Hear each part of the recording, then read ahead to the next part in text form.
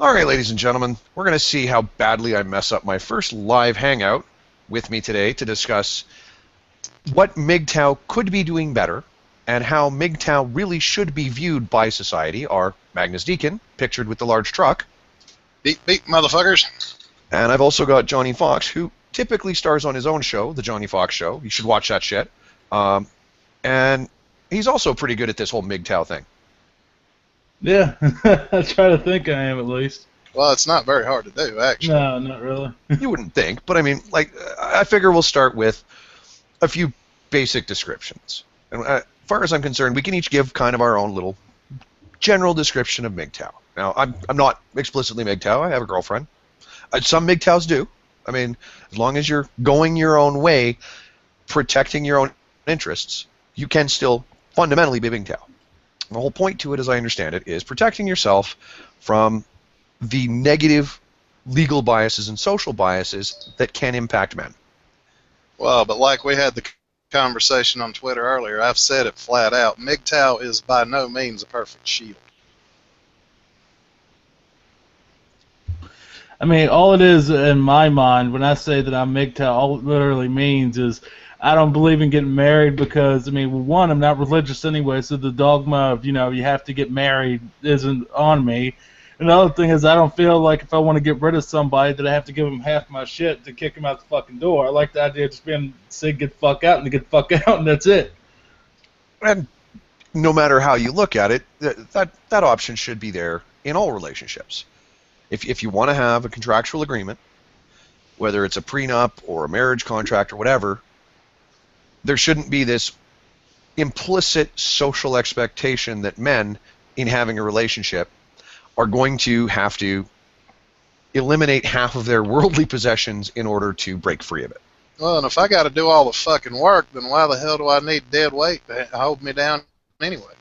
Yeah, and as you pointed out earlier, Magnus, you have a friend, a gay friend in Switzerland. He is the housekeeping partner. He does all of the housekeeping, whether it's the finances, whether it's making sure there's a steak made once a week or whatever. And he's found that it's a successful sort of arrangement between him and, I guess, husband, if they're actually married. Well, I'll just go with partner because I don't think they're actually married. I could be wrong, but I haven't gotten any updates on that, so I'll just go with partner for right now. Well, partner's a good word. So to further the whole definitions portion, I'm going to mention the fact that there's actually several different types of MGTOW, as I understand it. You have monastic MGTOW, which it would be somebody who insulates themselves as fully as possible, concentrates solely on their own personal betterment. So I would say, to some extent, Johnny kind of falls into that category. He goes to work, he does a show, makes music, practices on his guitar, plays video games, doesn't really go out looking for a whole lot of socialization. It minimizes his various potential entanglements. Pretty much, yeah.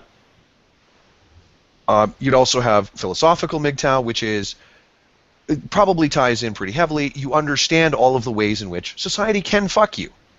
So, generally speaking, those people tend to be more likely to educate about the sorts of downfalls you can have in relationships. Magnus kind of falls into that category too. Yep. The problem is when you get, I guess Paul Elam has called them pigtow in the past. I think it's a pretty appropriate word. The people that run around screaming about, oh my God, all women are evil. This is really, the invocation of gynocentric privilege or gynocentric society is no different than a feminist invocation of patriarchal society. It is a cop-out designed to throw a brush across the whole group. I should add that, in a lot of cases, we're starting to call those guys the MGTalibans instead of pigtails. Also a good title. I mean, these are people that no different than radical feminists pushing patriarchy theory. They're getting out that big dollar store paintbrush and they're just smearing half of society. The problem is that the reason the biases exist, the reason they have been translated into legal biases in some cases, and still function as social biases, is because once upon a time, we were a bunch of apes scrabbling around, hunting and gathering, and these behaviors benefited our evolutionary success. There's no intentionality in it. And both of these theories require that somebody intentionally, constantly act to prosecute what these theories claim. If you're going to argue that patriarchy theory is a thing, you're arguing that every single woman in history was nothing but a mindless automaton and men were intentionally evil. If you're going to argue gynocentric theory, then you're arguing that all men are nothing but rutting beasts who are led by their balls, which, let's be fair, not entirely inaccurate some days, and that women are nothing but conniving temptresses. Well, and the funny thing is, I've seen the studies, and I've even pointed this out, that most of the time when women do get treated equally to men, that's when they're screaming, oh, sexism, misogyny. I saw that not all that long ago. I think we both retweeted it several times. When you treat people exactly identically, regardless of their gender, it is viewed as sexist behavior to say that the women in an office are equally responsible for taking out the trash as part of the trash rotation, as an example. Now, my issue comes in with the MGTOW, the pigtails, whatever you want to call them, the whining collective that Johnny earlier mentioned off air, have tried to turn MGTOW into some sort of overarching dogmatic system in which you must go one way, even though we're all supposed to go our own way, which I don't fucking get. Yeah, no. It's in the fucking title. One of the few times I've ever flipped my shit in front of anybody was when I heard that crap about us not being individuals. We're some kind of collective. And I said, no, the goddamn hell we are not. I will not be. I don't mind being part of a group, but when you start acting like I'm supposed to think and act like everybody else, that's when I fucking walk. Yep. My whole thing with it is I just sort of look at it and, you know, I use it more of like an adjective than an actual, even a group, because, I mean, it's like, what are you, you know, like, why aren't you getting married or whatever? It's just, I'm MGTOW, that's what I, you know, how I am, but I don't look at it as, when you start getting a group that, you know, you have the same ideas, and that's nice and all that, but I don't think that there really needs to be any type of dogma, any type of, you know, any type of collective think. I think it should just be simply, you know, an individualist thing, you know. You say that you're MGTOW, all it means is that you don't believe in marriage, you don't believe in getting fucked over by the system. So, I mean, that's all you. So why do we need to, I mean, why does it have to go any further than that when we start saying, you know, all women suck, you know, all women are evil, that's why I can't deal with them. I think those people are the ones that are just the people that are very vexed and just want to, you know, want something to bitch about and want to try to use an excuse, really, just to hate on women when it's just, why don't you just fucking do your shit, make yourself better. I mean, who the fuck cares? You know, I mean, why do you need a reason to do that? That's my issue. I mean, why do you need a reason to be MGTOW? Just do what you do. I mean, that's the whole point, isn't it? Isn't it just do what you do and fuck everybody else? I mean, that's what I thought it was supposed to be. It was always my impression. I mean, the basic requirement is understanding that if you enter a heterosexual relationship, that there are implicit legal and social biases that as a man can impact you. I mean, to be fair, there's also some legal and social biases implicit that also affect how women enter into them.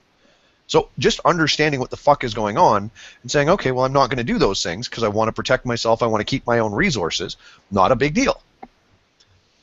Well, and Mark, you do have a good analogy for, you know, proving MGTOW is not the perfect fucking shield. What was it? Yeah. Me and you go into a bar and you go ahead and tell it. You know it. So if all three of us end up meeting up, let's say Magnus drives to fucking Vegas, and Johnny's like, fuck it, I want a weekend in Vegas, and I agree. So we all go to Vegas. We all go to a bar.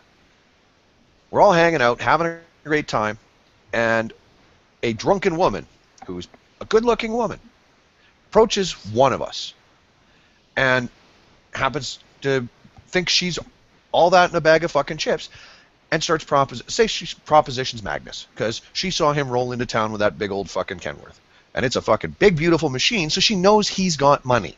She sees the OO on the side. She knows that that's a potential for getting some pampering. If he turns around and says, you know what, I'm just here hanging out with my friends, I'm flattered it's all fucked, but I'm not interested, she fires a drink in his face and starts screaming, He grabbed me. He grabbed me. The bouncers aren't going to wait. They're going to fuck him off. They're probably going to fuck me and Johnny off. They're not going to care that he's MGTOW. It makes no fucking difference. I'm MGTOW. If the bouncers know what MGTOW is, the likelihood is they have only seen the negative social media and mainstream media reporting of what MGTOW is. All they're going to get is, oh, you're a fucker that hates women. All the more reason to fuck you off. It doesn't make a difference if you're MGTOW, because it's still a social bias. The expectation is that men are more capable of being dicks to women than the reverse, and people operate that way. Yeah, so it ain't gonna mean shit. I could yell, I'm MGTOW, but I'm MGTOW all day long, and they're gonna be like, yeah, so. Yeah, you can yell, I'm Buddhist. It won't make a fucking difference. And Buddhists are pacifists. People are still not going to assume that you were not capable of groping her in the crush of a bar. Yeah. It's fantastic as fuck to want to say, you know what, I've isolated myself. You cannot. It's just like defensive driving. Just because you've taken a defensive driving course doesn't automatically mean you won't get into accidents. It means that you are aware of the stupid things that other people can do that can cause accidents. Yeah, the only thing it does is add a little bit of a safety cushion, but it ain't a perfect catch-all. We already got this wrapped up? Holy fuck. Oh. I think a lot of it, I think a lot of people confuse MGTOW and MRA for some reason. I don't know. I don't even know if they've really ever crossbreed in the actual philosophy of it at all, because I don't look at MRA shit much, because I think MRAs are basically just feminist backwards is what it really is. But I don't know. It's just any of these people want to put a what do you call it? A stigma to any group that they don't understand. So when you look at MGTOWs, like people don't understand it, so they must hate women because they don't want to get married. It must be an anti-woman thing. That's not. It's just I don't feel like listening to bullshit when I get home. I work 40 to 50 hours a week. When I get off, I'm off. I don't want to be bothered. I don't want having to worry about going to somebody's fucking dinner party or somebody's birthday party or any of this other gay shit that people have going on. I don't get that much time off, for God's sake. I want my time to be mine, and if people don't like it, they can eat a dick. I don't care. It's not, I'm the one working my ass off paying all the bills, so why am I going to have to listen to a bunch of bullshit when I get home and listen to enough of that at work? That's my whole thing, why I don't even deal with women. Well, that fundamentally falls into the category of going your own way. You're doing whatever the fuck you want. You come home and you go, I had a shitty day. I'm going to fucking sit down with a beer and my guitar. You can do that. Yep. Well, and the funnier thing is, even with the, like I've had the people sit there telling me, MGTOW, oh, what? That means you're not getting married, you're not going to man up and take responsibility. And I've told them flat out, no, that means I'm the guy fucking your wife while you're at work, idiot. Well, that's the thing, is being responsible for yourself is fundamentally the first step to ever considering being responsible in any kind of relationship. If I might be the best friend in the world when it comes to fucking being around to fucking soak up your guys' beer money, but if I'm not there being responsible when you guys need a hand lifting a couch or something, I'm not a very good fucking friend. Yeah, that's true. If I'm just there to soak up the beer and the pizza, and I do nothing to, go back to the bar example. If we're out at the bar, and some fucker takes a look at Magnus, who's 6 foot and fucking near 300 pounds, and decides that looks like a good fight to try on, if I fuck off, I'm not much of a friend. I should be in there swinging too when that guy and his buddies come roaring over. Well, I believe that the expression you're looking for with that is a fair weather friend. When things are good and humming along, you're there. But when things get a little tough, nope, nowhere to be found. And that's part of what I see as a problem. And it doesn't matter if it's MGTOW, doesn't matter if it's millennials.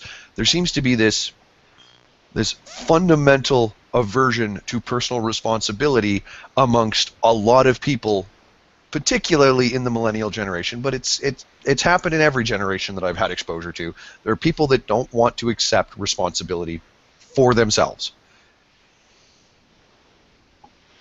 Well, and, even when I was a kid, I remember reading a book. I wish I could remember the title of it because it keeps floating into my head a lot, especially in modern times, about the chicken and her babies who they find wheat seeds, they plant them, they raise it, thresh the wheat, take it, and have it crushed into flour, and just the whole process is walked through. And each time she asks, "Well, who will help me plant the seeds? Who will help me thresh the wheat? You know, who will help me?" And the whole fucking story, not I, said the pig, not I, said the cat, not I, said the duck. The whole fucking story, when it comes to, you know, once the bread is baked and it's ready to eat, well, who will help me eat the bread? Oh, I will, said the pig, I will, said the cat, I will, said the duck. Yeah. And that's the whole story. And she's like, no. Basically, it boils down to she's like, no, fuck off. Me and my babies did all the work up to this point. Now we're going to reap the rewards. You didn't help with any of it. You don't get it. I mean, not all that different from was it the grasshopper and the ant? Yeah. Little more complex, but nonetheless, the basic story. Well, yeah, and to me, it was like, you know, when I was a kid, I think we've all had those experiences as a child where, you know, we did nothing wrong, but because the one who was responsible wouldn't fess up to it, you got your ass beat too. Yeah, and I mean, there's a time and a place for fundamentally the I am Spartacus moment, where everybody stands up and takes a share of the blame. But there's also moments where people who are 100, I mean, you see it in the military. If one member in a military unit underperforms, the entire unit is penalized. Mm-hmm. Now, on many occasions, if the person who underperforms steps out of line and says, no, it was my fault that we underperformed, and accepts responsibility for it, they will receive the lion's share of the punishment.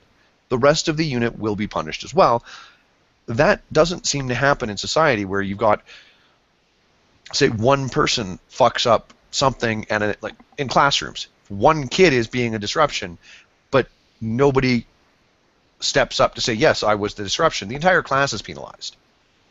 Yeah. Which, to some extent, is fair and unfair. But if you're in a situation where you stepping up means that you have to deal with the consequences, most people shy away from that. They refuse to take the ultimate responsibility for their own agency. Well, and that kind of seems to be what led from feminism to MGTOW in my mind to start with, is all the crazy bitches got the blaming everything on men, and nobody else stepped up to say, whoa, hold up, no, this is wrong. So men were like, you know what, fuck this, we're leaving. And now a lot of women who maybe didn't even have any stake or say in that are whining about, well, where have all the good men gone? Honestly, they're back there in your 20s in the friend zone where you left them. Yeah, honestly, most of us, I mean, all three of us are good examples. The bulk of the good men either found honest women that wanted to be partners or resolved to make the best of our own lives for our own benefit. I mean, you got guys like Dean Esme, his handle on Twitter for the longest time was the Married MGTOW, because he found a woman that, as far as I understand, is a full partner to him in their relationship. And guess what? You can be married in MGTOW if you understand how to organize your personal relationship with your partner so that you are equal partners in that relationship. Or you can be monastic or philosophical, or you can just be a dude doing your own thing that doesn't even need a label. Well, with me, it's, and I've said this 1,000 times, I'll probably say it 1,000 more. The label does not define me, I define the label. Yeah, there's no, I mean, it's the argument that should be applied to feminism too. I mean, your own actions as a feminist or a MGTOW or an MRA or a non-feminist or whatever the fuck should be defining that label to the outside world. Unfortunately, we're all kind of simple, hairless monkeys, and we assume that based on our previous experiences and what we've been fed about something, that's going to give us an instantaneous image of what a label means. Well, yeah, even with me having said that, there is the fact that all these feminists will point back to the dictionary definitions and be like, no, no. You don't get to point at the dictionary definition when I just watched you fuck over 5 different men in a row and then claim it was about equality. Yeah. When these guys had nothing to do with what you were bitching about in the first place. Or when they go out their fucking minds about women against feminism. Oh, yeah. The ones who hate women against feminism the most, it seems, are the male feminists. Yeah. I think that's because they realize that their thirsty little shaming tactics don't work on those women. The irony being that those thirsty little shaming tactics sure as fuck don't work on feminist women. Oh, no.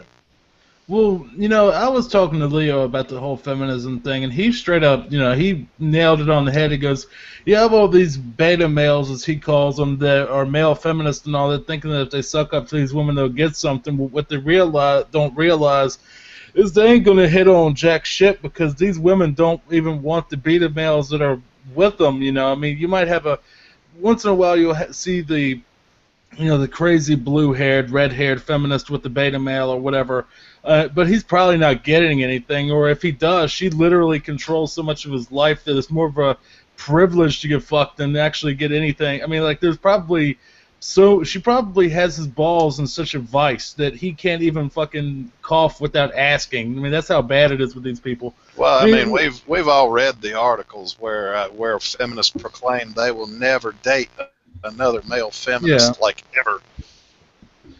Yeah, I mean, because, women, why would they want to date somebody that is dependent on them, really? I mean, why would anyone want to date somebody that they have to, their partner has to fuck. Why do you want to date someone that is dependent on you, male or female? Why the fuck would you want to do that? Why do you want to have to basically babysit your spouse? That's fucking retarded. And that's something I've brought up in the past. I mean, I've got a history with kink and BDSM and DS relationships, and I am, nominally speaking, in my own relationship, the dominant partner the bulk of the time, at least romantically. The rest of it functions as an equal partnership. But I've had women approach me in the past saying, oh, I want to be a 24/7 submissive. And I'm like, I'm sorry. You might find a wonderful man willing to do that, but I have no interest in micromanaging your life. I have a life to live. I have shit I got to get done. I'm not going to be picking your clothes. I mean, if it was a case of, I will give you broad, general fucking, things that you need to be responsible for as a submissive, that's fine. I'm not going to micromanage you. I do not need a full-time child sharing my bed. Yeah, pretty much. I don't see why you would want to even be in any of those.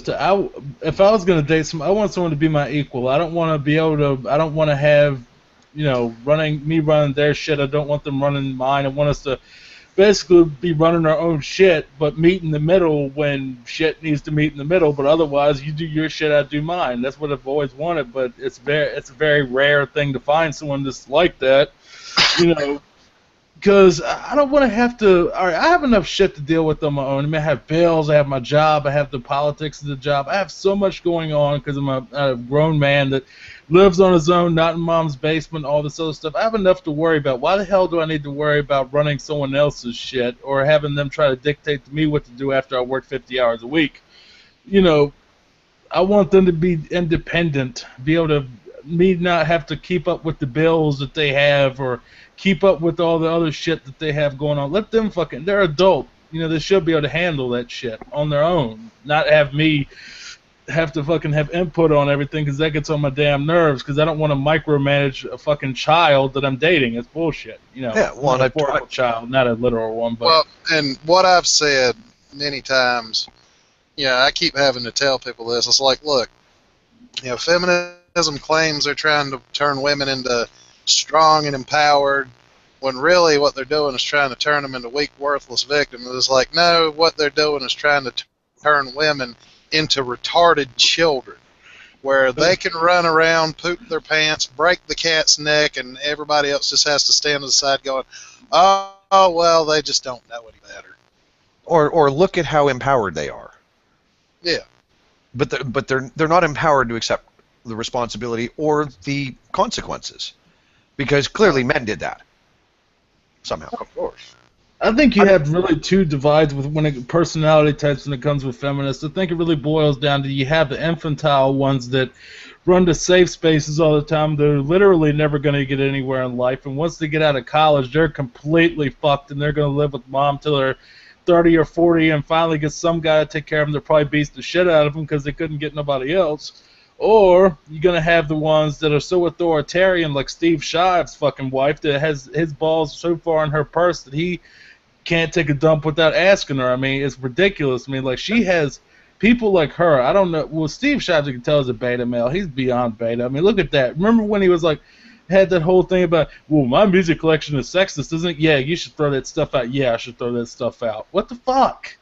Well, that's why we had that meme of Anita berating Cuckintosh. Yep. Which those two broke up over a year ago, actually. I mean, that's also the reason why that comic strip come out of her like them cuddled in bed, and she's like, I just want you to take control. And he starts off with one of his pre-scripted bits about patriarchal society. She probably got tired of that shit. Oh yeah, she probably did. I mean, I've said this to Magnus before. This is to some extent a failing of our modern educational system. This dumbing down of education. I mean, certainly in Canada we have this theory that Career and Life Management 20, which is a grade 11 course, is going to teach kids in high school how to balance their checkbook and other various shit. And I've heard examples of American schools in high school. You've got the egg as a baby and you got to take care of it and shit. Mm. This theory that this is going to teach you to be an adult, a lot of this shit is getting left out. I mean, sure, you can balance a checkbook, but and you can write a resume, but do you understand that writing your resume coming out of high school gets you a job picking rocks in a field, or humping bricks on a construction site, or flipping burgers in a Burger King? I mean, you got to start somewhere. And that was my first job.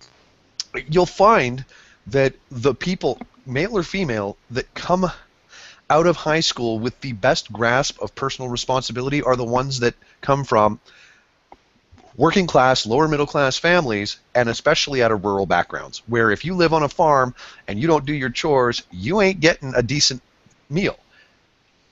Well, you gotta work for your food. Technically, I came from a working class, upper middle class, or upper class family, because we were worth a shit ton of money back then. Yeah, but nonetheless, you still knew what it was like in your teenage years to put in not only your day at school, but to put in for the chores and take care of shit that was your responsibility around the house. Oh, yeah. I mean, I got my first job at the age of goddamn 7 after school. And I have been, other than school and hockey, I was continuously employed from the age of 7 until now. I have worked for 30 years, people. And to be told that I'm nothing but a contentious man-child living in my parents' basement is nothing but fucking hilarity to me. Well, and I think that it should be required nowadays to have that, to have kids have to watch that one scene from the original Ghostbusters where Bill Murray and Dan Aykroyd were talking, and Dan Aykroyd says to him, "You've never been outside of school. You've never worked in the real world. I've worked in the private sector." They expect results. Mm-hmm. They should also watch that scene where Winston says, "If it pays a check, I'll believe in it damn near anything." Yeah, if there's a steady paycheck in it, I'll believe anything you say. Yep, because that's how the real world works, people. My bills don't get paid because of what I do online or because I'm a lazy fuck on Saturday. It's because I work the 60 hours a week. It's because Johnny works his 50 to 60 hours a week. It's because Magnus puts it. What are you allowed to drive right now? 8 and a 2-hour break and then another 4? I was gonna say my job is all about getting paid for the results, for the work that you put in. Like, I get paid per mile. So if I don't make the bare minimum miles I need to make the truck payment, to pay for all the insurance, to pay for the extra equipment that I have, all total comes up to just over $1,000. If I don't, and I pay for about half of the fuel too. So if I don't make the bare minimum mileage one week to cover all those expenses, it goes against next week. Yeah. So my job is all about results. And I've heard plenty of drivers in my company and others bitch in the high heavens about how they're not making any money, they're not getting this, they're not getting that. And it's like, motherfucker, do you tell them you're not going to haul specific loads just because you don't feel like going to this place? Or are you just dicking around and getting it there at the last possible minute? Or, what are you doing wrong? That's what I'm always asking them, because I make a damn good living at what I do. Well, and I mean, Canada doesn't have all of the same rules for trucking, but at least in Alberta, highway driving, you are allowed 14 hours a day driving. You're allowed 8, and then you have to take a break, and then you get your other 6. Well, I don't know if that's applicable. I know each state even has their own specific rules about it. Well, now, with the United States, it's 11 hours of drive time, 14 total working hours. That includes fueling, loading, unloading, inspections, whatever. You're allowed 11 hours to drive. So if you end up hung up at a scale house because somebody had a bad day and they want to fucking look over every fucking inch of your truck for 6 hours, that's drive time. That's working time. That's working time. And once that 14 hours is up, you have to take 10 hours in the sleeper or off duty. Yeah. So, but that's a 70-hour work week. And, like, I'm taking a day off right now just to relax, grab a shower, do the laundry, and fart around on the computer and have hangouts with guys like yourself. Yeah. I mean, Johnny goes to work 50 hours a week. I've pulled 2 60-hour weeks in a row. If you want the fucking dividends on payday, you put in the hours. This is applicable to everybody. MGTOW are supposed to be doing that for themselves instead of fueling the gynocentric society that they claim is implicit in everything. Well, and that's what makes me giggle about the wage gap thing is, say because of affirmative action and all that, most women get hired on making more than their male counterparts. But the dude is thinking about that paycheck at the end of the week. So let's say he works 50 hours a week, making, let's say, $9 an hour.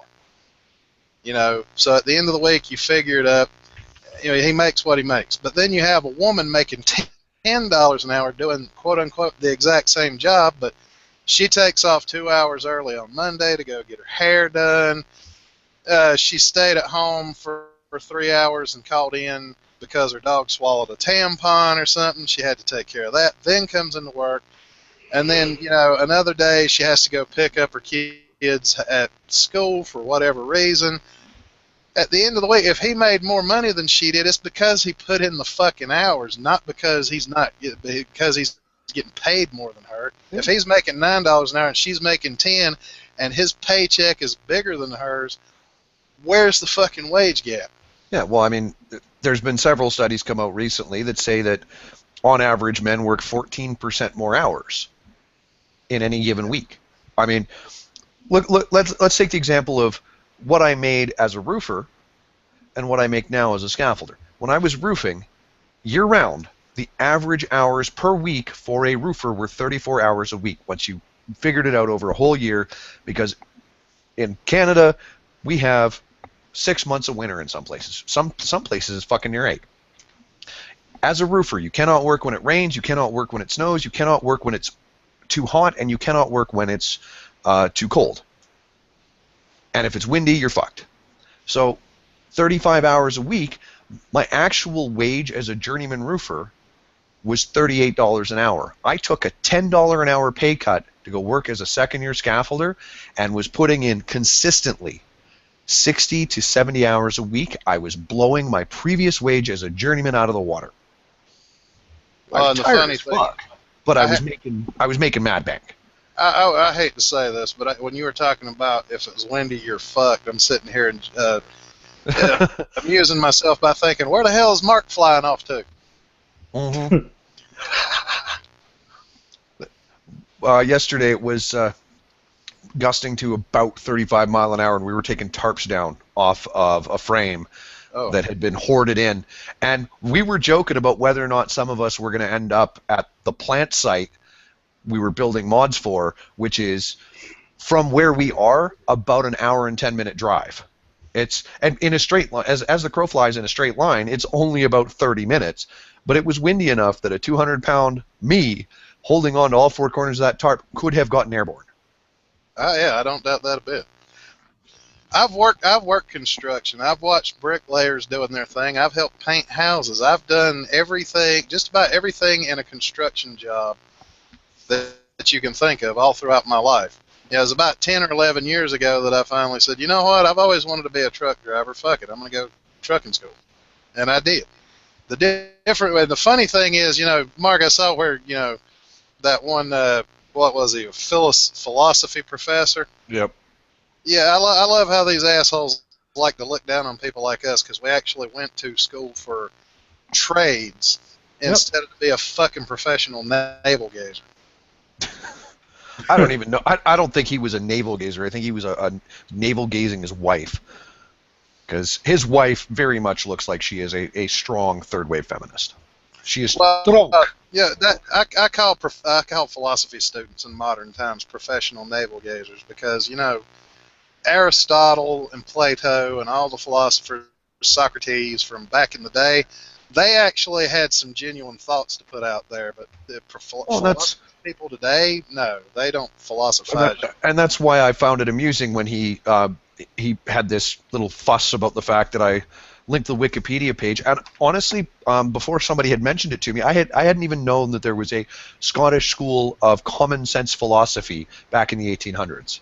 But basically, it's guys like us, the average working man, thinking about shit and figuring it out philosophically. It may not be all that complicated, but it's good common sense fucking logic. It's stuff that can actually be applied to the real world. Which, at its genesis, the concept of whether it's MGTOW or herbivore culture in Japan. Mm-hmm. I mean, those are common sense philosophies. Well, I even have a hangout on the herbivore men. I don't know if you've seen it or not. I haven't watched it yet. You mentioned it a couple times. I keep meaning to. Yeah, well, herbivore. Well, the herbivore culture started back apparently in 1976 in Japan. It was, I think it's more or less like philosophical MGTOW more than anything else, because these guys they saw how badly their fathers were treated in their relationships with their mothers, and they just decided, hey, fuck this, we're out. Yep.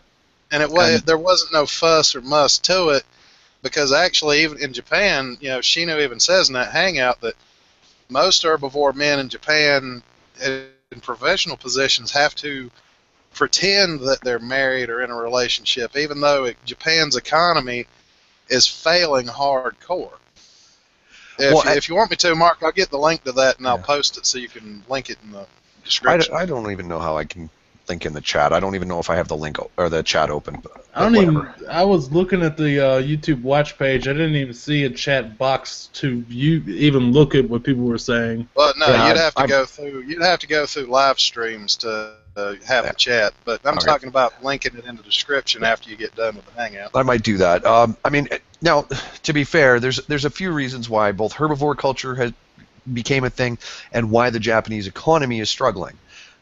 Part of the genesis of herbivore culture, I think you probably, if you did an anthropological and sociological examination of Japanese culture, I think you would find it stems back to post-World War II when, 40% of adult males were no longer part of the breeding population in Japan. There was a massive upheaval in the gender balance of the population. So that's probably part of what eventually culminated in herbivore culture. Part of the reason why the economy is failing is something that you see here in North America, and it's going to persist as MGTOW becomes more common, or as MGTOW becomes more of a thing, is women control roughly 80% of domestic spending in first world countries, with the exception of Japan. Yeah. Now that's where your wage gap comes in. For every dollar a man makes, a woman spends 77 cents of it. Yep, pretty much. So, but that's something that leads back to the whole MGTOW ban. If you want to be MGTOW, that's fucking fantastic. Understand that it's not a protection from all of the societal biases. If at some point there is a substantial population of MGTOW and they're keeping money to themselves, not reinvesting it in the economy, the government is going to notice. The government is going to start taking steps to ensure that they continue to have tax income, whether that resolves itself as a bachelor tax or whatever. If the government realizes that they're not getting what they think is their fair share, they will figure out ways to get it. And oh, well, here's the thing, Mark. In Japan, the herbivore culture's gotten so bad, I think it's like 70% now. They're having to shut down whole schools because there's nobody going there. yeah. And yet, fascinatingly enough, Japanese women in particular are stereotyped as desiring westernized men because westernized men tend to be willing to take on the responsibilities of being a father, husband, etc., and going to work all the time. Oh, yeah. Except for the fact that now Western men are starting to learn their fucking lesson about that. Yeah. And the funny thing is, even Shino said this, it's not even the hottest women in Japan that are out looking for westernized husbands, because the hottest women in Japan can find a husband. It's the sort of cute but subpar Japanese women that are going out finding these westernized men. Mm-hmm. There you go, Johnny. Yeah, maybe I should yourself go to Japan, learn how to speak all that bullshit. But they ain't getting married, I know that. Plus, they're way too traditional, and they're very, very, what do you call it? Xenophobic over there. Well, you'd probably be better off with a Filipino bear, girl, honestly. Bearing in mind, Johnny, Nihongo Skashi Hanashimasu. Yeah. I don't speak Japanese. I said I speak Japanese a little. Yeah. Very little. I think I speak enough Japanese to get my face slapped in a bar, but that's about it. Yeah, that's pretty much where I'm at. I can swear reasonably well in about 6 languages. Well, and that means I could easily go to Japan. And where are you from? I'm from the southern part of Japan. Konnichiwa, y'all. I mean, that's the thing. Is not only are we seeing this surge in MGTOW that are coming out and nattering about how MRAs aren't doing anything. Well, I mean, Spinosaurus has said it best. You're placing all of the responsibility on a group that is underfunded, undermanned, geographically spread all across Hell's Half Acre, and that is actively lobbied against by a politically enabled group with power and funding. And you're wondering why in, let's call it 10 years, that the men's rights movement has been around as an actual thing. I mean, I know that it started in the late 70s, early 80s, but it's really only had any capacity to do any lobbying in the last 10 because of the internet. Well, and plus, too, like I said, I might have said this earlier, but I definitely think it applies. I mean, that's why I don't have a problem with the MRM, is all the legislation and government's been influenced by feminism for the past fuck knows how long, so you're expecting that group you mentioned to shovel a mile of bullshit with a fucking teaspoon. It's going to take a lot of time and a lot of effort. Yeah, that's no different than a guy that's got to fucking polish the flagstones in the fucking parade square with a goddamn boot brush or a belt brush. I mean, get realistic, folks. Yeah, well, it's a matter of perspective. You have to understand that. And if you want to make that job easier, y'all could fucking pitch in.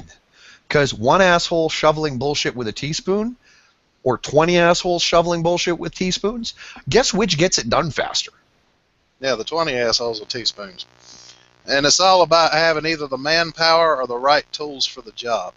Fewer people could get that done with those big ass wide pan shovels, versus, you know, the one guy with a pan shovel could probably get the work done faster than the 20 assholes with teaspoons. Yep. That's what it boils down to for me. Is you know what, you wanna be Johnny, spend all your time either at work or fucking with your guitar and doing hangouts. Great, fucking A. Because you know what, The worst Johnny ever does is occasionally fuck up a couple chords that I've ever noticed. He doesn't get on my ass because I haven't changed the world. Magnus doesn't get on my ass because I haven't changed the world. But if you're going to be some of these other MGTOWs that want nothing more than somebody to shoulder the blame for society being fucked up, well, either you fucking help me or you shut your hole. Because I will make you look like a goddamn idiot if you're not helping sort this shit out. It's what you call a backseat driver, pretty much, is what you're bitching about. You got the people in the backseat saying, you got the shitty cheerleaders, they're just on the sideline saying, go, go, go, but you're not going fast enough. What the fuck? You're not helping, you're not helping. Well, why don't you get out here and do it? No, I can't do it. Well, I can't fix it. No. Well, then, you know what? If you can't fix it, either shut up or support me. Yeah. Well, I mean, you know, I've been in those situations where I've seen the 5 guys standing around a hole, 2 guys down in the hole with a shovel, and the 5 guys around the top are sitting there telling them what they're fucking doing wrong. Yeah. And it's like, you're not doing the fucking work. Either jump down there with a shovel or shut your fucking mouth. Yeah, welcome to fucking Road Crew, where you got 5 white hats analyzing the ergonomic efforts of the poor prick knees deep in the mud. Yep.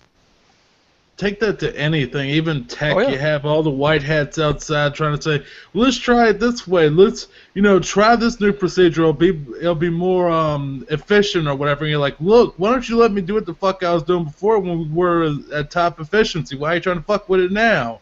Yeah. If it ain't broke, don't fix it. If it is broke, either get in with the elbow grease or get the fuck out the way and let the people that want to fix it and know how to fix it get on with it. A lot of these places with the bureaucrats and stuff, they just set up roadblocks to make it harder to do the damn job, making where you're less efficient, and they wonder what the fuck happened. Mm-hmm. Oh, yeah. I mean, do you... how can anybody... You know, that would be like, you know, yeah, dude, here's a mile of bullshit, here's a teaspoon, I want this gone in 2 days. That ain't gonna fucking happen. Yeah, but the expectation apparently is there. So, I mean, I have no shortage of jackasses that claim to be MGTOW that come steamrolling at me. And that's what a lot of people online don't seem to understand. I'm the asshole in the middle, and I make no bones about being an asshole. Let me be clear. I am a grade A asshole. But I have assholes on both sides, feminist and MGTOW, and even some of the MRM, that come at me because I'm trying to get something done. I'm trying to build bridges with people that have an ounce of common sense. And then I've got the rest of the various groups screaming and whining, oh, well, how come it's not fixed yet? Either fucking help or fucking get out the way. Well, that's why I treat the MRM and the MRAs in general like I do the mechanic that's working on my truck. I might stand around and watch to see what's being done, but I'm not bitching about how slow the work's going, and I may even say, oh, hey, can you check on this while you're under there? Yeah. And that's it. That's all I do. Yeah, and having worked with a mechanic, I know. I mean, the mechanic I worked with, he had that sign up in the front of the shop that said, "Working on your vehicle, X number of dollars an hour. Working on something you've already worked on, increased price. Working on something while you're over my shoulder, like 4 times the price." That's what it boils down to. I mean, the simple, most helpful thing you can do for the mechanic is ask how much cream and sugar he takes in his coffee and fuck off for an hour. Oh, yeah. I assume it's the same thing with Johnny at work, dealing with tech issues. You want that fixed faster? Go find some fucking coffee for him. Yeah, pretty much. Just stay the hell out of my way and don't try to tell me how to do my damn job. You stay over there and just shut the hell up. None of us know what that means, Rachel. I know you're not watching, but... Sorry, she just said something. Well, hey, on a funny note, though, hey, Mark, on a funny note, you know how we were bitching about feminists, how they have all this power, right? Mm-hmm. Did you hear about what happened to Randy Harper? Oh, she's been chased out of, like, 4 or 5 fucking groups now. Oh, I didn't know that, but did you hear about what happened to her when she tried to bottleneck all the... tried to stifle the whole thing when we were going to talk about how the feminists are a pain in the ass or whatever, where she gave the people they were going to talk about how feminism is a pain in the ass to give them the shitty spot, no promo, no... Oh, yeah. Got rid of all the advertisement, got rid of everything, tried everything she could to stifle them. She got the biggest room in the fucking facility, the nicest auditorium, the nicest one of the best days. Yeah, the best day. And what happens? She draws 15 people. 15, 1, 5, 10 plus 5, not 1,500, 15 for a whole fucking day. The picture I saw. People. The picture I saw. Her shit. Doing a rough head count of the picture I saw that was from the back of the auditorium, including all of the people I assumed to be associated with the actual panel itself, and assuming that I might have double counted once or twice, I counted, I believe it was 22 or 23 heads in that room. Yep, and then we drew, I don't know, a lot more, like a huge house, even with no promo. Come on, boys. You guys know the last thing Randy Harper did that she was even remotely famous for was killing Captain Ahab and sinking his fucking boat. Randy Lee Harpoon spotted off the port bow. I just think it's funny how they're all crashing and burning on this. It adds so much power, but it's almost like it's like if you keep them in their own little echo chamber, right? They can grow and grow and grow to the size of that particular chamber, but as soon as they get out into the open where the Gen Pop can see it, all of them revolt. Mm-hmm. Goldfish only get as big as the bowl allow. Well, and that's just it. If you live your life in an echo chamber, the second you step outside and see the sunlight, you're going to figure out shit's a lot fucking different than you said it was in your echo chamber. Yeah. And no, but I'm saying, like, once the people saw, like, they were in their own echo chamber where everybody agreed with them, but as soon as they tried to go public with their bullshit, like, look at what happened to fucking Melissa Click. Holy shit, she got fucked up all sorts of ways once that became public, the Gen Pop. Now she's flipping around screaming about how she's a victim when the video clearly shows you weren't the victim of anything but your own fucking retardation. Yep. And that's how feminism is. They fucking, there are certain people in certain companies that listen to them. There's certain governments that will literally just say the shit and probably not do nothing about it. They're just saying it to shut the people up that are the powerful ones. But once you get to the Gen Pop with these issues, once you actually get out of your echo chamber, go into the public and let people see it, like, when Shanty Banks or whatever went out to the public and that video got out, literally she was probably thinking, once they get out there, everybody will be empowered. And then when she went out there, everybody thought she was an idiot. I mean, that's the magic of Gen Pop. They can only survive in their own room. They can't go out. I mean, but the problem is they have some powerful people in their chamber too. I mean, look at fucking trying to think of one in particular, like that whole issue with Nintendo Treehouse where they were gonna fucking back pedophiles and shit because feminism. Yeah. Well, I mean, that's the thing is the irony is that feminism has created MGTOW, and now MGTOW, and to some extent, some more extremist elements of the men's rights movement are mirroring the worst elements of feminism. There's this concept that we need to blame the other side. Well, how about this? How about we all fucking accept that there are reasons why society functioned this way. Those reasons that were once 10,000 years ago acceptable and actually beneficial to our evolutionary success kind of got overtaken and made obsolete by the fact that we've got fucking machines to do a lot of this shit that otherwise was a matter of subsistence level survival. I don't have to go and have a snare line anymore. I mean, I could. I live in Canada. I could go and homestead and have a trap line and hunt for my food and have a garden. I don't have to.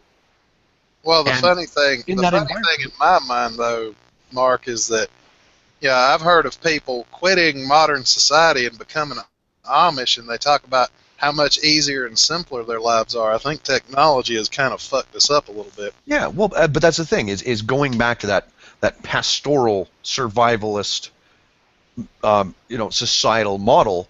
Everybody pitches in, and you see the relevance of some of these biases that feminists and MGTOWs are arguing are ultimately detrimental to us. Well, it's a product of modern technology in a way, because now life is too fucking easy. We don't have to think that hard about just getting by day to day. I mean, in life, really, when you boil it down, what are the three most essential elements? Food, clothing, and shelter. That's it. Yep. Those are the only necessities we have, and in modern times, we live We're even the spoiled for poorest, fucking even choice. well, even the poorest of our people in the United States are richer than any king was 100 to 100 plus years ago. Yep. Indoor heat and air, indoor plumbing, fucking internet, TV. I mean, yeah, you may not be able to afford a whole lot, but you're still a lot richer than most of the richest kings from 100 years ago. Just luxury.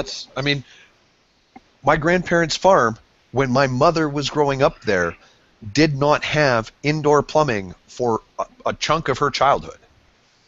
And yet, living on that farm, and I've got 3 aunts and an uncle, well, had 3 aunts and an uncle, one's passed away, but as long as they helped bring the fucking food in out of the garden and help deal with the butchering and help deal with the haying to make sure that the farm was functional and running, there was always food on that table. There was always clothes on their backs. There was always shoes on their feet. And that is a fuck ton better than the average asshole living in feudal France or feudal England in the 1700s or even the 1800s. Yeah, exactly. I think the problem is in modern times, most people don't tend to realize,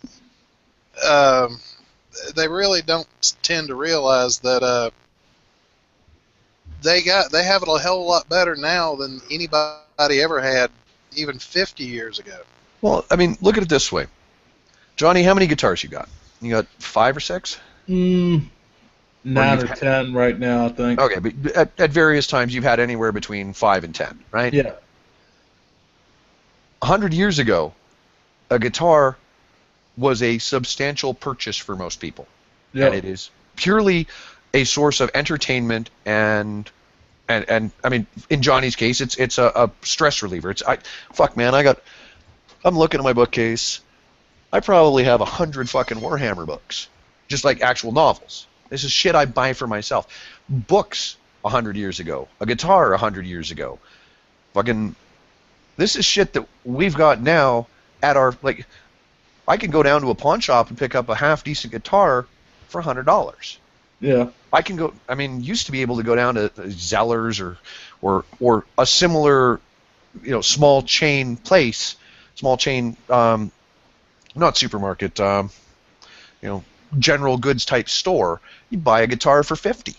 Hell, fuck, I can go on my phone on the Kindle app and blow $10, $20 on whatever fucking book I so choose. And I've got it right there. I don't even have to go find a bookstore. Yeah. But in the meantime, we've got MGTOW that are spending more time bitching about the rest of what's going on than just getting on with making themselves better people. Oh, I gotta fucking bring this up because this really burnt my ass a couple of days ago. I've seen where they're doing a study in some university in Louisiana saying that left-handed people are oppressed by this right-handed society. Oh, God. I'm left-handed. Take your bullshit and go fuck yourself. I learned how to function in a right-handed society perfectly fine. I got no problems. Fuck you calling me oppressed, assholes. Okay, so one, it wasn't actually a study. It was some fucking idiocy out of somebody that was part of a student government at one of their universities. Fucking tacking that on to what color your skin is makes a difference, and what your sexuality is making some difference. Let me be honest, folks. I'm from Canada. That video about Canada for President of the United States, that whole part about we'll figure out how to solve your race problem as soon as we figure out why you have a race problem. That's kind of how Canada fucking works. We do have a history with racism. It's a little different, but bear with me. But being left-handed is not that big of a goddamn deal, because if I go to work, interestingly enough, if I grab a corded circular saw, like a skill saw, if I grab a corded one, it's right-handed. If I go and I grab the cordless one, the battery-operated one, it's left-handed. All you got to do is pick the right goddamn tool. Well, and it's not even that. Even when I was a child, yeah, the scissors were made for right-handed people, but it's not like I couldn't very easily figure out how to maneuver my hand just right to cut the fucking thing I'm after. Yeah. oh God, that just pissed me off, and they're like, oh, left-handed people are oppressed. Fuck you. I'm left-handed and I don't feel a damn bit oppressed. I think it's just people want something to bitch about. That's Yeah. what it is. They literally need something to bitch about. That way they can justify whatever position they have. They can feel like a special little snowflake that's all fucking hard done by. I mean, I would hate that. I would literally, like, I did a video last night. I don't know if you saw it, Mark. It's part of that new Triggered series I'm doing where I talk about idiots like that, the oppression people, and just make fun of them when they're trying to do their videos, trying to be all serious for awareness and shit. I make fun of them. That one chick that was like, you know, I know you've seen her, the real fat chick that says, you know, I wake up, I'm triggered, I get in the shower, I get triggered, I go outside, I get triggered, all that shit. It's like, why the hell would I want to put myself in a culture where everything pisses me off? Why the hell would I want to do that? Why would I want to be in a group of people where all we do is sit around and bitch about non-issue stuff? That seems like it would just be a headache. I mean, I don't know what's the draw. Why would you want to, you know, involve yourself in groups that all they do is sit around and bitch about stupid shit like left-handed people are oppressed, or women 73 cents on the dollar, which has been debunked, or why would anybody want to live like that? Just be pissed off and miserable all the time about shit that doesn't exist or doesn't fucking matter. I mean, because apparently in the modern day, grievance fucking mentality runs rampant. Well, and the funny thing about it is I might be getting a little riled up in this hangout, but after this is all said and done, I might have it run through my head and, oh, I should have said this, or maybe I should have added this, but otherwise I'm not gonna really think about it. I'm not sitting here constantly aggrieved by everything we've talked about. You know, this is sort of an outlet for me to vent my spleen a little bit, but otherwise, after this is over, I won't even think about it.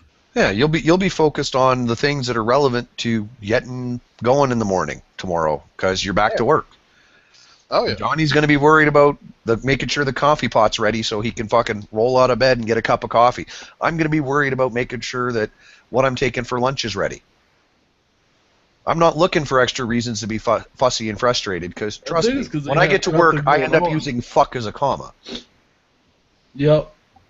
Fuck is a comma at my job. But I think what it is, a lot of these people, and I hate to say this is an internet like meme or whatever, but I think a lot of these people you see making the videos talking about people being oppressed and marginalized and all this stuff, literally what it is they have absolutely no life. They have no life experience. They have nothing. All they are is just some idiot in their mom's basement that saw something on Tumblr, so they thought they would parrot it so they could actually act like they're doing something when they're really not. I mean... Well, they have nothing else that validates their existence. They contribute nothing else currently, and so they want to glom on to some group that will validate them. I mean, this is the same argument I have about people who get flipping out about me saying feminism doesn't deal with this problem well or doesn't address it at all, and they take that as a personal attack. If you have so little ability to validate yourself that you have to go and seek group validation, or you consider criticism of something that you're associated with to be a personal attack, there is something fundamentally wrong with your emotional state. Well, yes. I think people have lost sight of the different levels of validation that people that are required and are luxuries as far as I'm concerned. Like self-validation to me is the most important. That's how you can go through your life, and if people don't like you, fuck it. It doesn't kill you. You know, then you have like relational validations, which can be friends, girlfriends, wife, family, whatever. That's you know, relational validation. And then you have working validation, which is the people you work with, you know, oh, good job, you know, stuff like that. You don't need the relational validation or the working validation. If you're doing your job, whether they say great job or fuck you, it doesn't matter. So I mean, it's less relevant now as a scaffolder than it was as a roofer, but I mean, I still have my own sense of professional self-validation from having done a job well and done it quickly and done it in a manner that produces a result that is great for other people. Like as a scaffolder, I build a temporary work platform so that some other trade can go and do something they otherwise couldn't necessarily access. Me being able to do that quickly and efficiently in a way that makes their job as easy as possible, even though I'm going to take that scaffold down in 2 days and there will be no memory of it having existed beyond my own head, is pretty fucking cool. I can sleep under any square inch of any roof I ever put on and know that it will not leak on me. I'm proud of the fact that I produced roofs that would never leak and were, I mean, as a roofer, I used to provide one of the essentials of human civilization, fucking shelter. Yeah. And that's supposed to be at the core of this fucking MGTOW philosophy. You don't need the validation of others. You are doing what you're doing because you get something out of it for yourself. Johnny plays guitars and he gets better at playing guitars. Magnus is teaching other people how to be self-sufficient and self-validating. And for Magnus, that is self-validating to him when people take those lessons to heart and move on and apply them properly for themselves. Well, and plus, I don't. Somehow, a lot of MGTOWs do seem to require this, but I don't. In group validation. Yeah. And that's part of the problem, and it's rife in every ideological group or in every philosophical group, even to some extent. What kind of a piss poor excuse for a human being do you have to be to require that sort of validation so much? Somebody just patting you on the head and telling you you're doing the right thing. It's like, motherfucker, I know I'm doing the right thing. I'm doing what I'm doing for me. I don't get that. Apparently it's lost on a lot of people because we don't have a system that encourages it. And to be fair, I mean, there's lots of social pressures that push that. Well, yeah, feminism being one of them. Yeah, well, I mean, there's a reason that 25% of children in the U.S. are raised in single-parent, female-led households nowadays and don't have any kind of familial validation coming out of it. And don't have anybody teaching them how to resolve on good self-validation. Yeah, they're missing out on the fun that I used to have when I was a kid, watching my dad whack his thumb with a hammer and cuss about it for 5 minutes. To be fair, I watched my mom bleed while she changed oil almost every time, because if you don't sacrifice a little blood while you're fixing the car, then you're not doing it right. Oh yeah, I've had my share of busted knuckles from wrenches, being under the hood of the car, saying a few choice swear words. And then having to explain to the neighbor down the lane why their kid came home with a few new words. Yeah. Been there, done that. Or even a Christmas story. Oh, fudge. Yep. So, you think we pissed off enough people yet? Oh yeah, we probably did piss off plenty of them because they didn't. I'm hoping I particularly pissed off. Feminism is stupid, and all of them would get mad. Oh, I'm hoping I pissed off a couple of the MGTOWs in particular, because there's one that keeps coming back on Twitter and on YouTube, pissing and moaning at me, and it's not even one of the ones I've specifically taken shots at. This guy keeps. Well, I had one last night to maybe say, you know what, I'm not even a fucking MGTOW anymore, just because I don't want to be associated with people like you. That's how bad this fucking person was. Yeah, well, the one I'm thinking of, I've gotten into arguments, and the worst part is on YouTube and on Twitter, I've given him the exact same analogy about going to the bar. No, it doesn't matter. I'm just going to pull out. Great, pull the fuck out. Why the fuck are you on social media? If you're pulled the fuck out and you're going your own way, why the fuck are you gatekeeping how other people go their own way? I'm sorry, I'm confused. I mean, I'm easily confused, but this shouldn't be difficult. No, it shouldn't be, but some people just want to make it that way. Well, that's why I did my hangout on Simply Overcomplicated, because it seems to be the running MO of most of society to make shit far more complicated than it needs to be. Yeah. When you cut out half of that bullshit, you'll find out life's a fuck ton lot easier than you're making it up. Yeah. As exemplified by the pair of you. Johnny comes home, fucks with his guitars, or has a hangout, or plays a video game. Magnus gets his Kindle out, or plays a video game, or has a hangout. I come home, I fucking do some housework, fucking build some shit. I'm currently working on fixing the futon because one of the legs is fucked, and I've got the skills to fix it. And you know what? When I'm done, I'm gonna be like, I just fixed a thing that looks great in my house and made it completely functional again. Yep. I'll have some fucking validation of it. Yep. Key lesson here, folks. Find something you're good at. Do it. Be happy that you do it well. Or find something that you're not very good at and get better at it. And be glad that you're getting better. That's why I enjoy my job so much. They seem to be shocked and surprised when I get the job done faster than most people would. Yeah, well, a happy worker is a productive worker. And to be honest, most employers don't give a fuck about how happy you are. So if you find ways to be happy and be effective and be well compensated, you're going to be a happy fucker with a fat bank account. Well, most of it is these assholes making themselves unhappy. The company cares if you're happy with the company, but that's about the extent of it. Yeah, because if you're happy with being in that company, you're going to, for whatever reason, and however misplaced it might be, you're going to have loyalty to that company. Oh, yeah. I mean, there's a company here in Alberta that they undertake large infrastructure jobs and large plant jobs, and the acronym for the company has a different colloquial acronym. I'm not going to say it because if it ever does come out, I don't want them deciding to be pissy at me, but they are not well liked by much of the workforce, but we all know full well that at some point we're going to have their name at the top of our paychecks. And we just put up with it for the period we have to, because the bills don't get paid unless I have somebody's name at the top of that paycheck. Oh, that don't feel bad. There's plenty of acronyms for the name of the company I work for, a few of which are very amusing to me. Even though they are the best company I've worked for, I still make fun of them. Yeah, because nothing's ever perfect. No.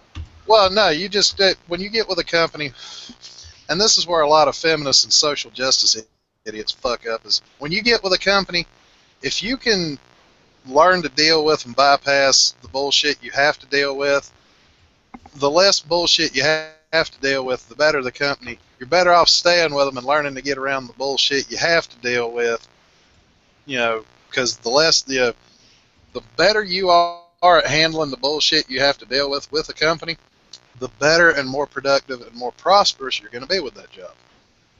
And in the long term, if you stick it out with that company and they continue to have bullshit you can handle, if you are successful with handling that bit of bullshit, if the company becomes more profitable, you move up and then can maybe make decisions to eliminate some of that bullshit.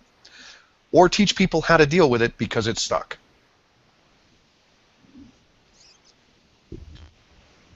And that's what I found funny. There was those articles a while back talking about how, even if they are still blue pill guys, most men at most office jobs will not help women anymore just because of that fear of sexual harassment coming up. You're exactly right. I'll attest to that.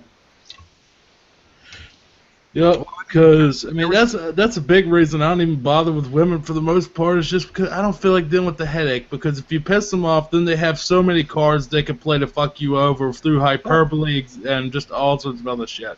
It's just like, I can deal on my own, and once in a while it might cross my mind, yeah, I would love to get laid right now, but at the same time, then you get that risk versus, what do you call it, benefit, cost benefit. Cost benefit. I'm like, I could get laid and have the temporary satisfaction, but then I could deal with a bunch of fucking headache after, so do I really want to bother? I mean, there's so much headache afterwards that could come. There was a story that came out fairly recently about a woman who wanted to start a business entirely staffed by women, and she had to fold the company a couple of years later because it was rife with internal politics and cliques.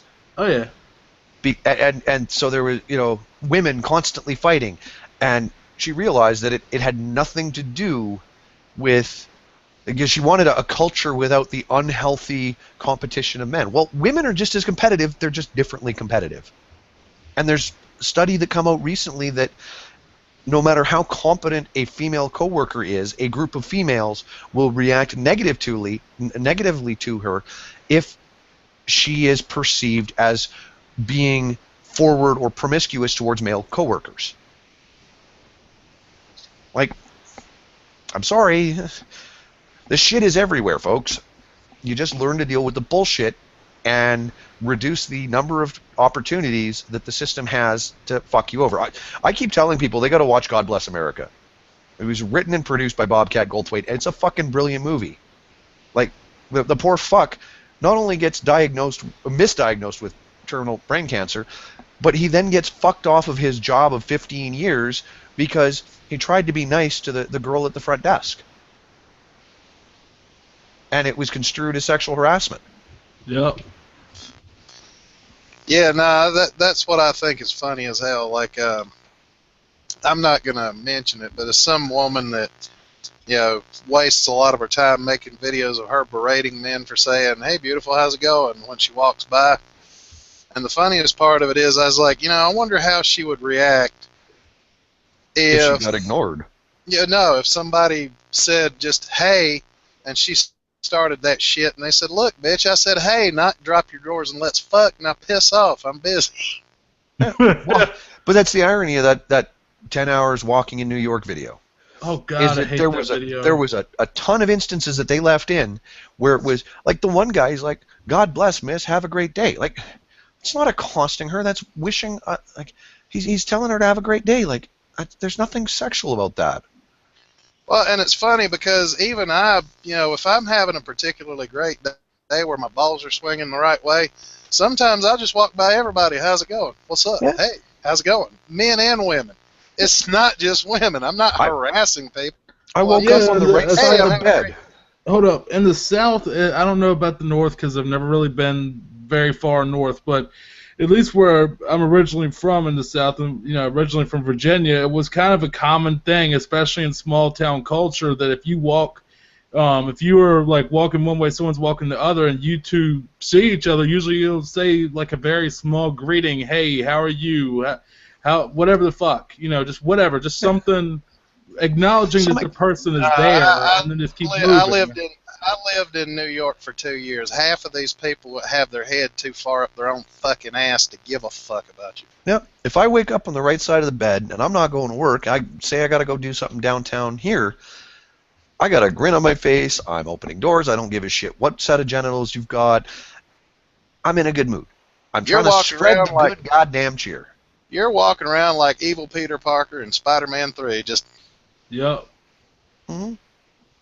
And I don't see what's the issue with being polite, just saying, "Hey, how are you?" or "Hey, you know," or "Morning." Like, a lot of people will just walk past each other in the hall. If it's 8 o'clock in the morning, "Good morning," whatever the fuck. It's just a polite thing. If you and the person aren't both staring at your phones when you're walking down the hall. Yeah. But I wonder how most of these people would react if you, as you're approaching them on the sidewalk, you just give them this look like you're trying to decide whether or not their liver is still any good to go with Chianti and fava beans. Yeah. But here in New York, it's like that. Like they, like pretty much, there's so many people, but like they don't look at each other. They don't interact. They literally try to almost hide in public. You know, it's weird. I'm not saying that you need to go up to people and start kicking up a conversation with a stranger about some bullshit that's just random. "Hey, did you see that in the news?" But no, I'm just saying, just wave, "Hey, what's up?" You know, whatever the fuck. Just, you know, a greeting, acknowledge that the person exists, and keep moving. You don't have to stop and talk.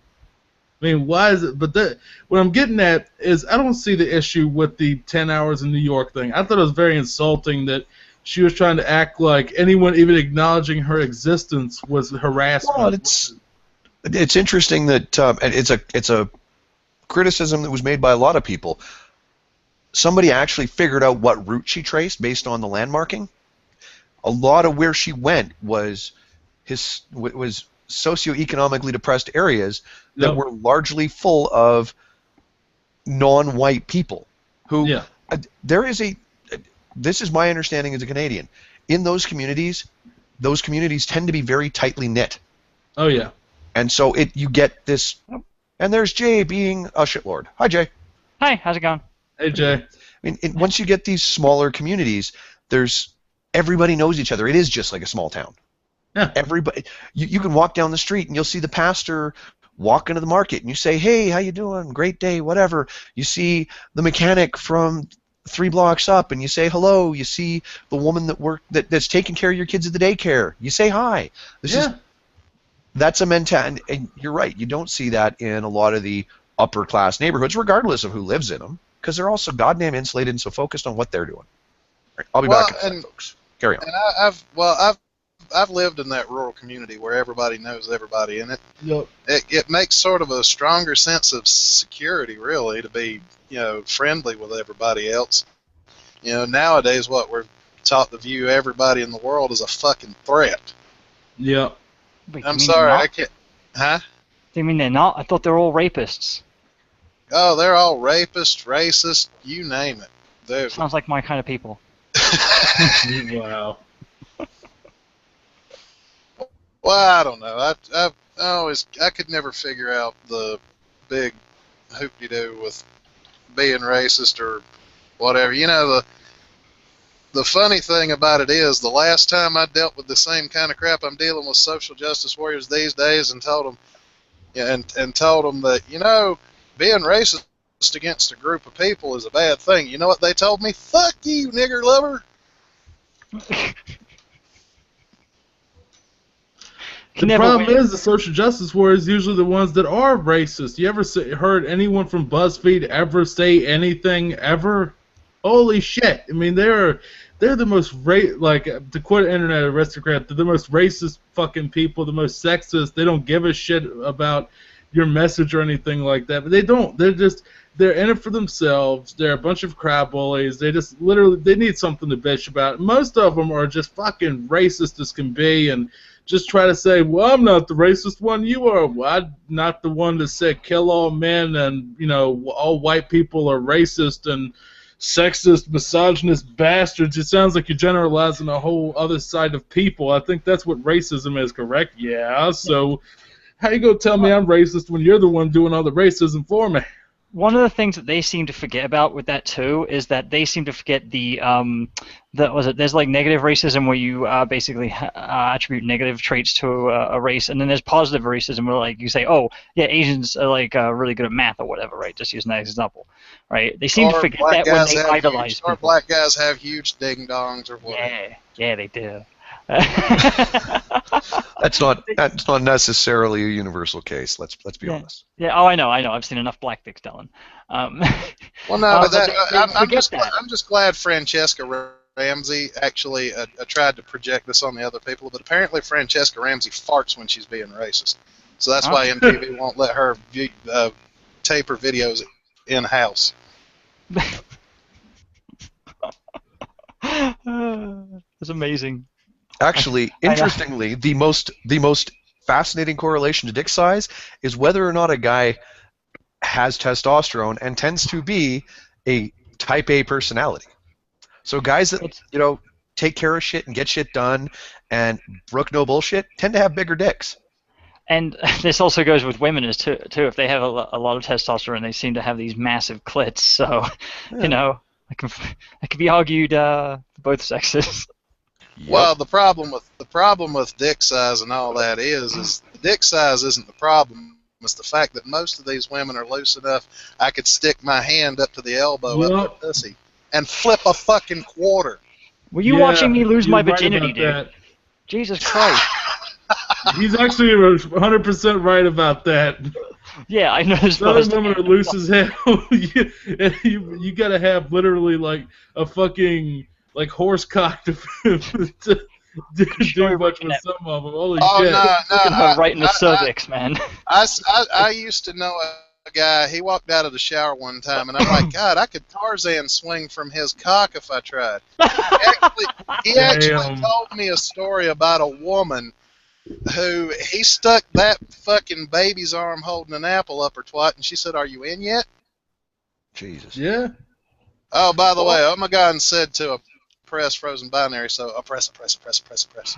Oh no! No, not rape face. Don't listen to him. But here's something interesting. There's a couple studies that come out in the last 3-4 years that show that couples that have lots and lots and lots of partners tend not to succeed as partnerships. So when like beyond a certain like point, men and women who have multiple partners do not function well as long-term partners to other people. They just get broken down.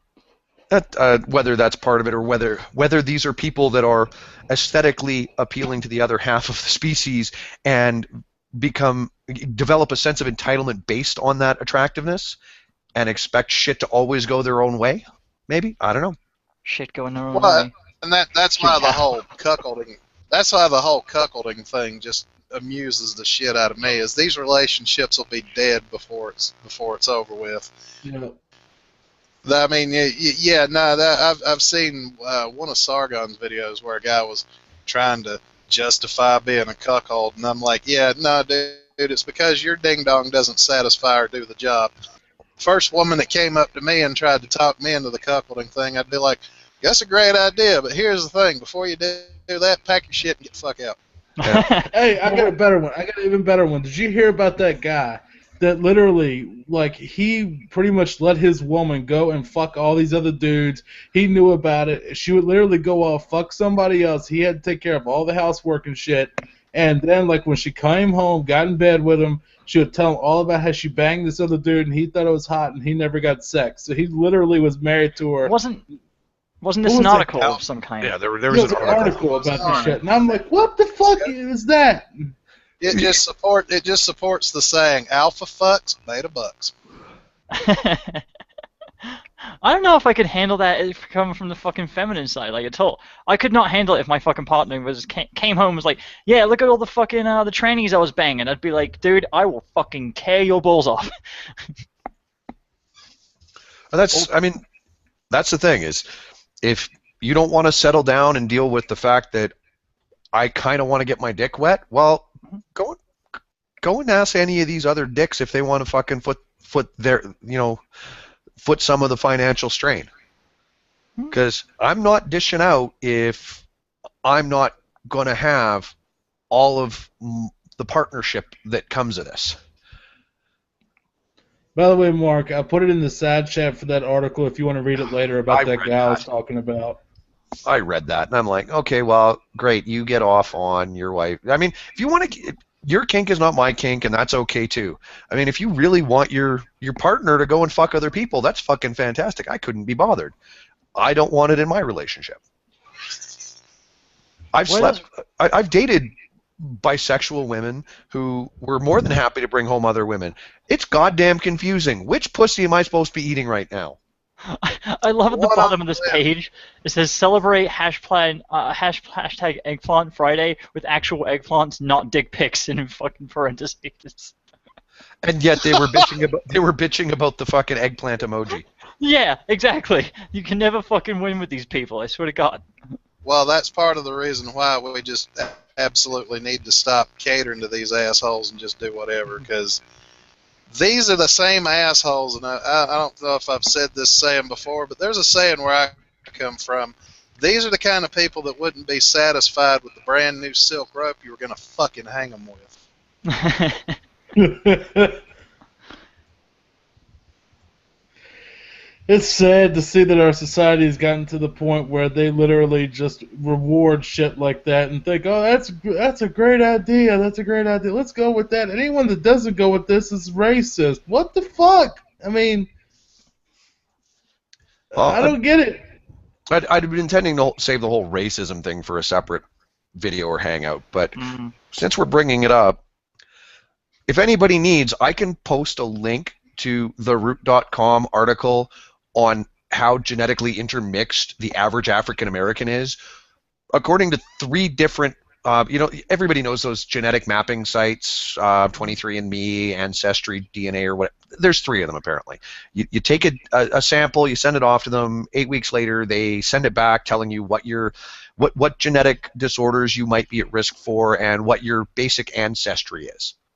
And according to studies they've done on submitted material, the average African American is somewhere between 70 and 80% sub-Saharan African and about 20 to 25% European by DNA. Now, for those of you that are confused by this, this means that a lot of people aren't purely African or European or whatever. I need to know how we're defining who gets to be racist because they're not white. Because the KKK has their method, which is stupid, and the Spanish conquistadors and colonialists had their own casta sangra method, and that was kind of dumb too. But how are we picking who gets to be racist? Because if you can't be racist because privilege plus power plus whatever the fuck else magical shit you're adding to this, a bunch of you are part white. Don't tell them that. They'll go kill themselves. I'm still convinced that if we take the labels off a lot of shit, we'll solve some problems. I'm sorry. I tend to be a Darwinist. Well, but that's my exact way of looking at it. If you would just stop and quit with the racism bullshit, you'd find the race out problem might go away. Yeah, it might. Well, see, but that's just it. A lot of the things that we have to deal with is because it's not profitable if white people and black people get along. It's not profitable if women just learn that they're not oppressed and all that bullshit. It's not profitable to somebody some fucking where. It's the good old Kansas City shuffle as far as I'm concerned. By and large. I will still do another video on the whole racism thing, because we have our own problems with race in Canada, but the whole power plus privilege definition doesn't work when it's an American person telling me that because they think I'm white, I'm racist, because I don't even live in your country. I don't have power over anybody here, let alone in the U.S. Well, the power that they're talking about is that invisible, weird white privilege that we somehow magically have just by virtue of birth. Yes. When the only person I have any power over is me. Mm-hmm. Pretty much, yep. I wonder if we could piss off more people. Anything else we could do to piss more people off? Oh, we could do plenty. If you want to gain an extra 10 to 15 viewers right now, just talk shit about JJ Talks. All the white knights will pop up. Fuck. I don't even. That's what I do to get viewers. I'm like, yeah, ain't nobody watching. Hey, JJ's a fucking idiot. Next thing you know, 15 people show up. They all have that telekinetic power in their nose. I don't like JJ's blue hair. Dun dun dun! Oh no, here they come! Oh, and see, the funniest part is Frozen Binary is a gay transsexual. Yeah, I love that. Talk shit now, JJ. No, I know. What's this about? I have talked to JJ before. I bet you confused the fuck out of her. I challenged her to a fucking sword fight. I just let's just with dicks, all right. That's what I meant. I just remember the look on her face on one of Johnny's streams when I picked up the paddle. There was confusion and lust dancing in her eyes. I've heard this many times. You have to send me a link to this. I need to find that stream. God, that's back when me and her actually got along. That was long. That was a while back. All right. What, you mean she actually used to be a human being and not an idiot? No, she was still an idiot, but I was actually able to accept it back then. Oh. 18 inches, folks. Yep. And for the ladies, read the shirt. Nice. He's not kidding. I saw the cat in the background earlier. Hey, just because I fail at Chinese food.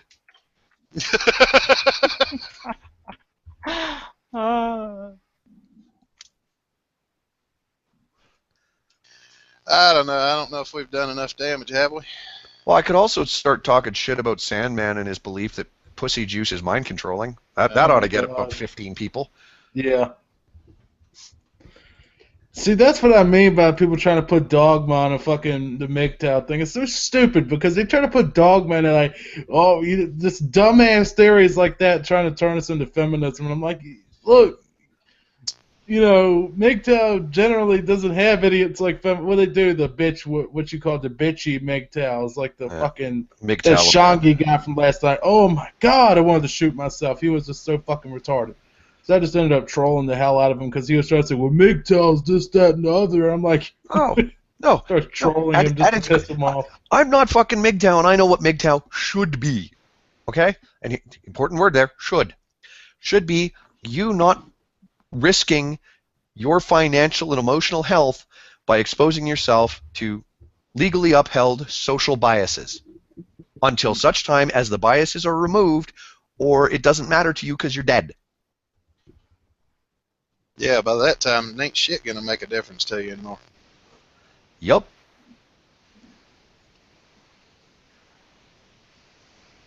And there's all sorts of different ways to do it.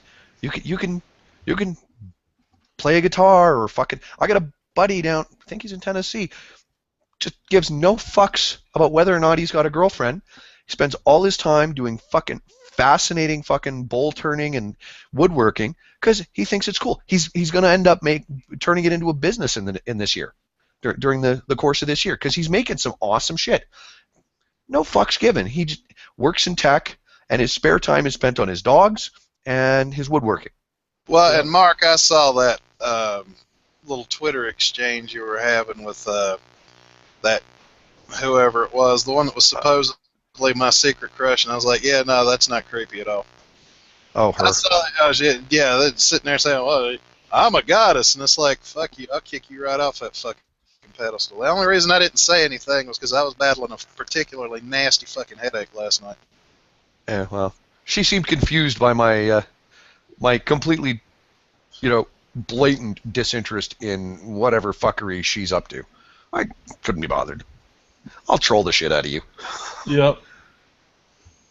I would have enjoyed that too, but like I said, if I hadn't had that nasty ass headache, I would have been like, I would have had to say something, because it's like, yeah, no, I don't go for crazy. I learned a long time ago, never stick your dick in crazy. It was funny because it's like you don't recognize I'm a goddess. Yeah, which Greek god was responsible for lunacy? Bitch, you crazy. Mm-hmm. Got another viewer. I like the way Leo Tiberius put it when we did the destruction stream. He says, "Hey," he goes, "Oi, don't take the piss out of the blue. Stop taking the piss out of the blue hair. She's just an emo faggot." Oh, yeah. So what, the people with the blue hair and all the different neon colors and that, that's not anything to do with SJW. This is the emos. That guy's a trip. He is. Well, that whole emo thing, that's part of the emo thing. That's part of the reason why I make fun of male feminists by saying, yeah, these are the guys in a dark room beating off to How Soon Is Now by the Smiths. Oh God. Who isn't doing that though? Huh? Yeah, to be fair. Well, I'm not. Weirdo. Well, yeah, I just, the whole thing about, how can you say I go about things the wrong way? I am human and I need to be loved. It's like, yeah, if you're a fucking shallow dumbass, you need to be loved. To be fair, my line is pretty much drawn at listening to shadow dancing while fapping, okay? Oh, well, I've got a little weird musical selection. When I lost my virginity, it was to a song that everybody knows and give me funny looks when I tell them I lost my virginity to it. I lost my virginity in my parents' garage, and the only musical interlude was after the fact, my dad screaming at me from the deck, "I know what you're doing in the garage, go do it somewhere the fuck else." Well, when you lose your virginity to a song that goes da da da da da da da da, it's a little hard to forget.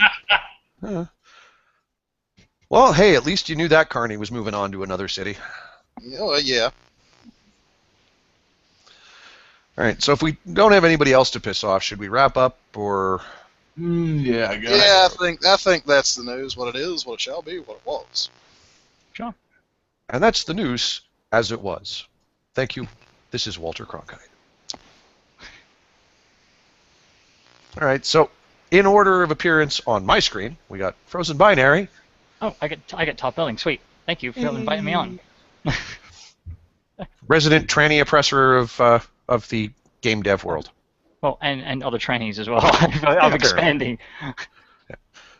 And clearly an obvious case of Brianna Wu not having a fucking clue. If we needed any more evidence. No, here it is, live in the stream. I'm cuter than you, bitch. I can't help it. I was born this way. We also have. Well, considering that Brianna Wu did change her avatar to the actress that portrayed her in that fucking sci-fi show, How the Internet Ruined My Life, I think it's obvious. Did she? I didn't know. Oh, let's see. I haven't even paid attention. I don't pay attention Have to those worthless episodes losers. come out yet? Apparently it did. I don't know. I want to see that what the backlash is on those shows from the Gen Pop. No, she's still the same ugly ass fucking, sunglasses with the red hair thing going on. Yeah, the Killer Kill look. Yeah. We were ending this stream at some point. I was just gonna piss off Brian Wu. Fuck it. Yeah, whatever. We also have the Fox in glasses. Yep. Tony Fox. Randomly a shitlord. Wait, you have sunglasses and you have red hair. Are you Brian Wu? Hang up. God, I hope not. I hope that I never fall to the fate of having John Flint's female persona come at me. Come at me, bro. Come at me, ho.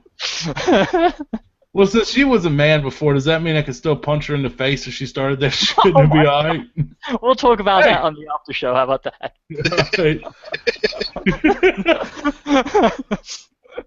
And star of a number of songs, Magnus Deacon, that truck driving man. Yep. And I'm the asshole from Canada. Marking bad. You're goddamn right. If there's anybody else I could piss off, please let me know on Twitter. All of us have Twitters. I'm sure you could fucking hunt them up. Our names are literally our fucking Twitter handles. Yep. Not difficult to find us, folks. Yep. Got suggestions? Please forward them to somebody who gives a fuck. I'm just going to laugh at your ass. And on that note, enjoy your Sunday, fuckheads.